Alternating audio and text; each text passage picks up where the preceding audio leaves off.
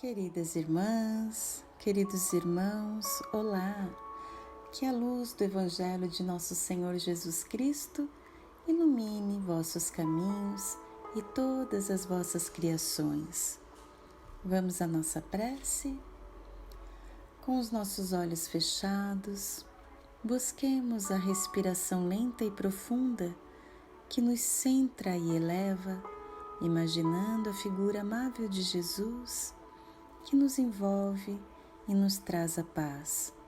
Sintonizemos as energias de amor e proteção do nosso anjo da guarda, dos nossos guias e mentores, também ao amor sublime de nossa mãezinha Maria Santíssima. Bem-amado Mestre Jesus, agradecemos a oportunidade que temos para aqui estarmos unidos em mentes e corações, buscando compreender a luz do seu Santo Evangelho, que faz brotar em nossos corações a esperança de um mundo melhor. Na força da prece diária, encontramos a energia necessária para os movimentos da mudança interna em nós, ávidos para sermos melhores pessoas, para vivenciar a paz, a alegria e o amor, e assim criarmos um mundo melhor e sempre conectados ao amor divino do Pai Celestial. E assim, Mestre amado, te pedimos que o seu amor sublime nos conduza sempre e eternamente, e que assim seja. No Evangelho segundo o Espiritismo, capítulo 1, Não vim destruir a lei, na Instrução dos Espíritos, a Nova Era, item 9. Deus é único, e Moisés é o Espírito que Deus enviou em missão para o fazer conhecer, não somente aos hebreus, mas também aos povos pagãos. O povo hebreu foi o instrumento de que Deus se serviu para fazer sua revelação a Moisés e aos profetas, e as vicissitudes desse povo foram destinadas a impressionar os olhos e fazer tombar o véu que lhes ocultava a divindade.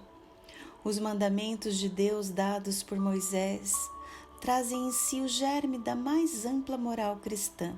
No entanto, os comentários da Bíblia restringiram-lhe o sentido porque, se realizada em sua total pureza naquela ocasião, não teria sido compreendida. Mas, mesmo assim, os 10 mandamentos de Deus continuam sendo o brilhante frontispício, o farol que deve iluminar a humanidade na rota a ser percorrida. A moral ensinada por Moisés era apropriada ao estado de adiantamento em que se encontravam os povos, que ela era chamada a regenerar. Esses povos, semi-selvagens quanto ao aperfeiçoamento de sua alma, não teriam compreendido que se pode adorar a Deus de forma diversa da dos holocaustos, e nem que se poderia perdoar a um inimigo. Sua inteligência notável sob o ponto de vista da matéria e mesmo sob o das artes e das ciências estava bastante atrasada em moralidade, e não se teria convertido sobre o império de uma religião inteiramente espiritual. Era preciso uma representação semimaterial, tal como então a oferecia a religião hebraica. Assim, os holocaustos falavam a seus sentidos, enquanto a ideia de Deus falava a seu espírito.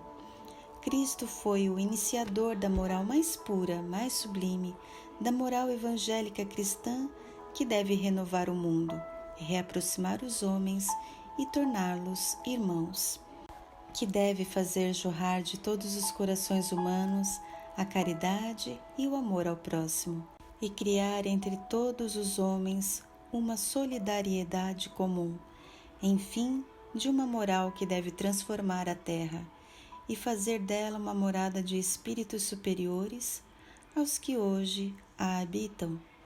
É a lei do progresso a qual a natureza está submetida, que se cumpre, e o Espiritismo é a alavanca da qual Deus se serve para fazer avançar a humanidade. É chegado o tempo em que as ideias morais devem desenvolver-se para cumprir o progresso que está nos desígnios de Deus. Devem seguir o mesmo caminho percorrido pelas ideias de liberdade que lhe foram precursoras, mas é preciso saber que esse desenvolvimento não se fará sem luta. Não, elas necessitam, para chegar à maturidade, de abalos e de discussões, a fim de que atraiam a atenção das massas.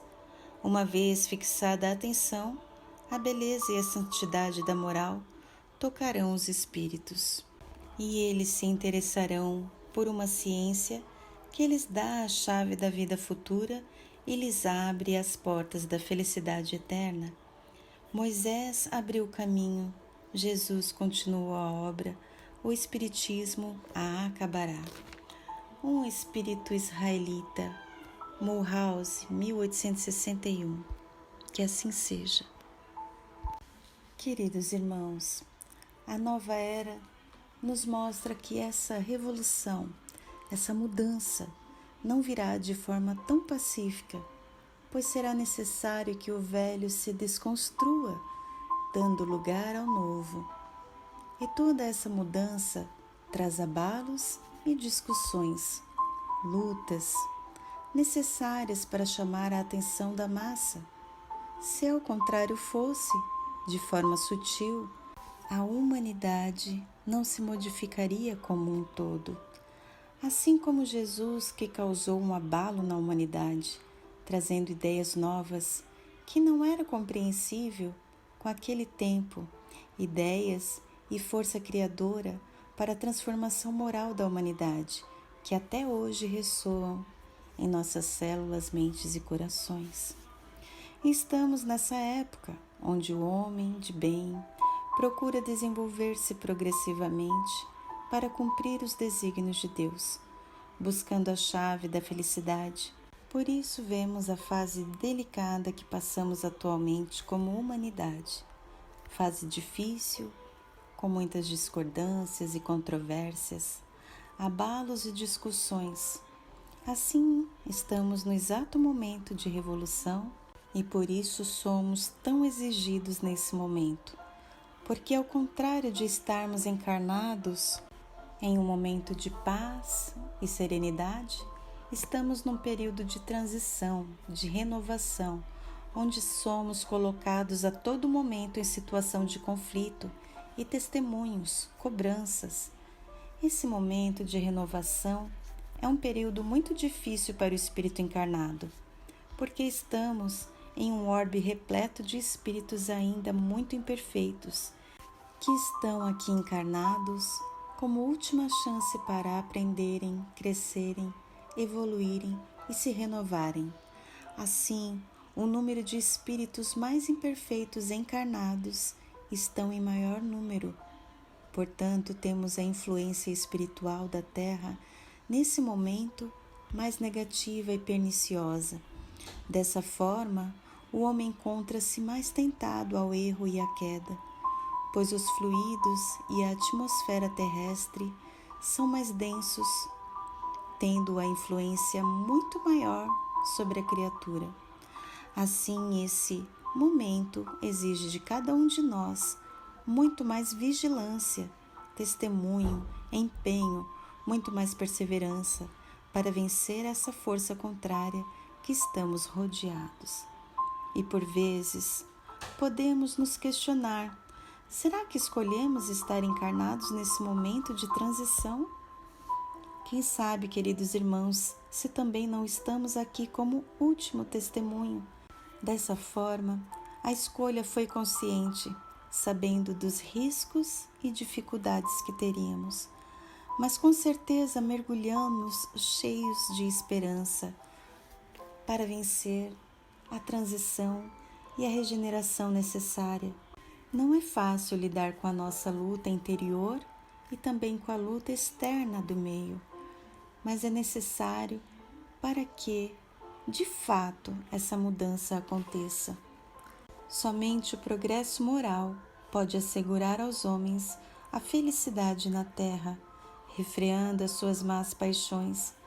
Somente esse progresso pode fazer que, entre os homens, reinem a concórdia, a paz e a fraternidade.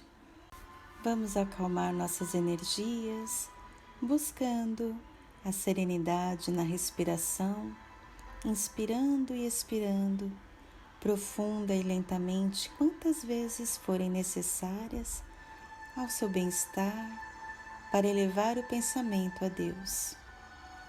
E então, calmos e serenos, agradecidos a Deus pelas infinitas oportunidades que nos dá a cada respiração, de nos elevarmos, de nos perdoarmos, de nos purificarmos em mente e em corações, de nos fortalecermos em Deus e em Jesus, sabendo que jamais estaremos sozinhos, lembrando sempre que somos filhos infinitamente amados pelo Pai. Nossa verdadeira natureza é a do amor, que se importa, que sabe que a alegria virá quando estamos em verdade conosco e com o próximo, nos amando e amando o próximo, sem lhe impor condições ou forçando-os à mudança e moldando-os conforme a nossa vontade, mas os respeitando em suas escolhas e seu grau de maturidade e consciência evolutiva, mas servindo sempre da luz do Evangelho para ajudar nossos irmãos amados a iluminarem o seu caminho com o nosso exemplo e empenho às reformas íntimas necessárias. Mestre querido, amado nosso, que as suas bênçãos crísticas caiam sobre nós, nos limpando e nos fortalecendo, nos iluminando, criando um halo de proteção em torno de nós, que nos faça ser reconhecidos como os filhos e os discípulos do Mestre amado Jesus, para que nenhuma energia mal qualificada, deletéria ou intrusa possa chegar até nós. E assim, protegidos e amados, sigamos criando o amor e a paz aonde estejamos, sendo o amor de Deus em ação, na amada Mãe Terra. Assim, amado Mestre, te pedimos que seja sempre conosco, hoje e por todo sempre, e que assim seja.